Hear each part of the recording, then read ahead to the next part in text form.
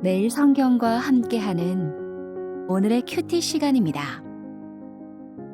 3월 25일 오늘의 말씀은 요한복음 16장 16절에서 24절입니다.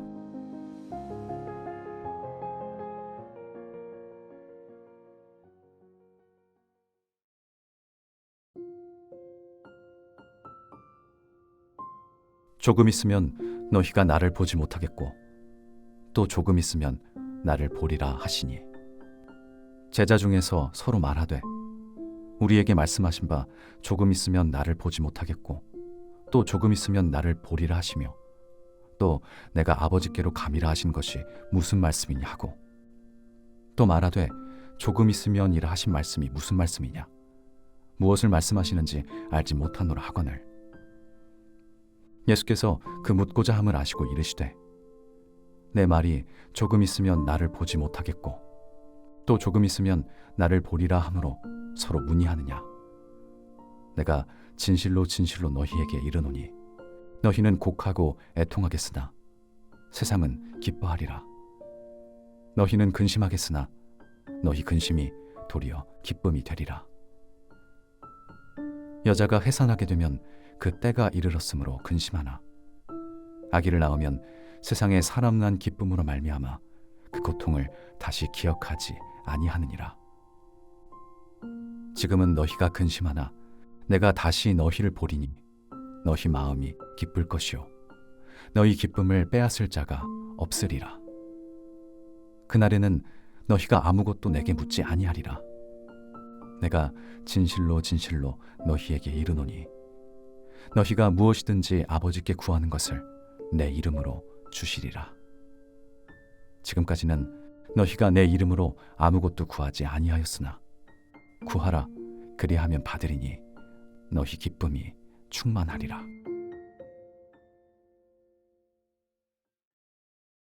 주께서 생명의 길을 내게 보이시리니 주의 앞에는 충만한 기쁨이 있고 주의 오른쪽에는 영원한 즐거움이 있나이다. 반갑습니다. 매일 성경 독자 여러분. 오늘은 3월 25일 수요일입니다. 본문은 요한복음 16장 16절부터 24절까지입니다. 오늘 본문은 세 문단으로 나눌 수 있습니다.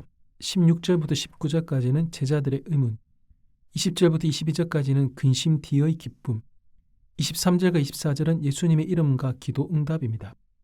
본문의 내용입니다. 먼저 16절부터 19절까지의 내용입니다. 예수님께서는 제자들에게 조금 있으면 너희가 나를 보지 못하겠고 또 조금 있으면 나를 보리라 라는 수수께끼 같은 말씀을 던지십니다.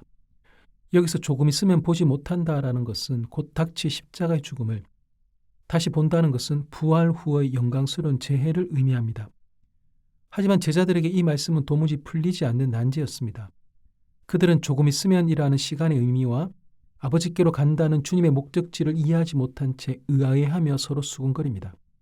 주님께 직접 여쭙지도 못하고 자기들끼리만 당혹감을 나누고 있을 때 예수님은 그들의 마음속 질문을 이미 아시고 이를 공론화시키며 대화를 이끌어 가십니다. 다음으로 20절부터 22절까지의 내용입니다. 예수님은 제자들이 궁금해하는 그 조금의 물리적 길이를 설명하지 않으십니다. 내일 십자가에서 죽으시고 사흘 만에 부활하실 것이라는 정답을 알려주는 대신 그 조금의 시간 동안 제자들이 통과해야 할 사건의 본질을 들려주십니다. 예수님은 해산하는 여인의 비유를 통해 얼마나 오래 기다려야 하는가 보다 그 기다림이 무엇을 탄생시키시는가에 주목하게 하십니다. 해산을 앞둔 여인은 다가올 진통 때문에 근심하고 두려워합니다. 그러나 생명이 태어나는 순간 아이를 얻었다는 경이로운 기쁨이 그간의 모든 상고를 덮어버립니다.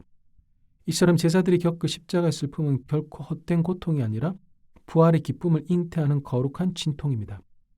부활하신 주님을 다시 대면하는 순간 그들의 슬픔은 세상 그 누구도 그 무엇도 빼앗을 수 없는 영원한 기쁨으로 변하게 될 것입니다. 이것이 곧 제자들이 마주하게 될 찬란한 실상입니다. 마지막으로 23절과 24절의 내용입니다.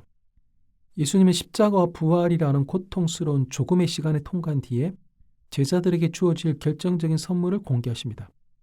그것은 바로 하나님과의 관계가 완전히 새로워지는 기쁨입니다.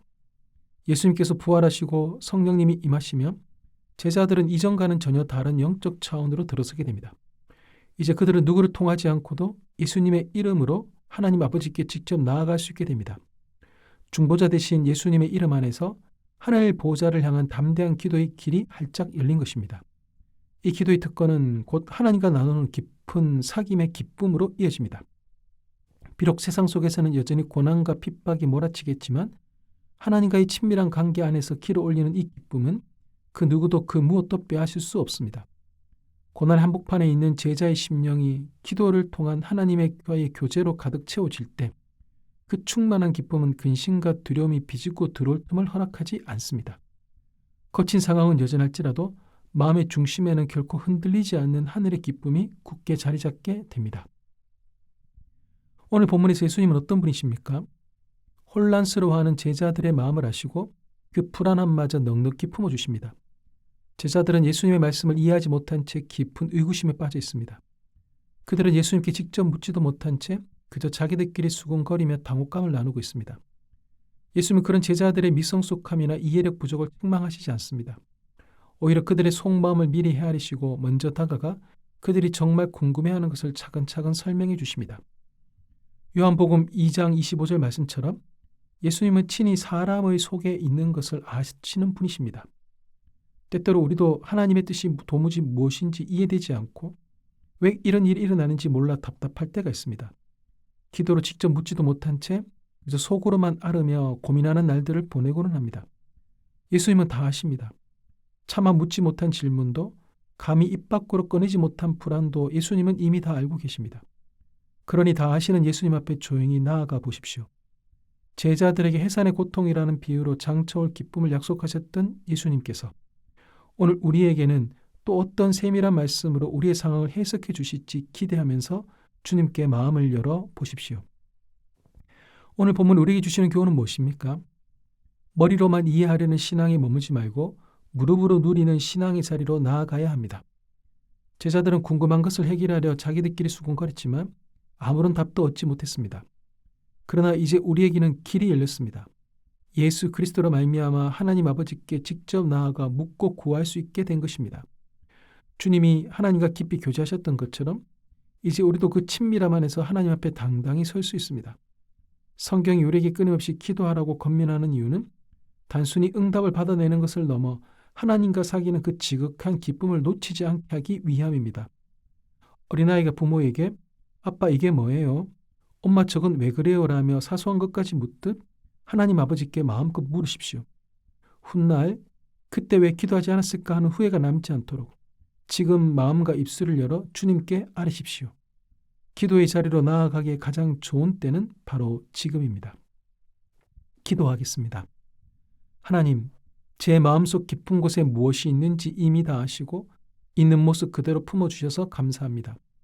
차마 묻지도 못하고 감히 입 밖으로 꺼내지도 못한 채 홀로 고민하고 있던 저를 찾아오시고 세밀한 말씀으로 인도해 주시니 감사합니다. 이제는 머리로만 이해하려는 지식의 신앙이 머물지 않게 하옵소서. 무릎으로 하나님과 깊이 사귀면서 충만한 기쁨을 누리게 하옵소서. 기도하지 못한 후회가 남지 않도록 언제 어디서나 주님의 이름을 부르며 기도의 자리에 힘써 머물게 하옵소서. 예수님의 이름으로 기도합니다. 아멘.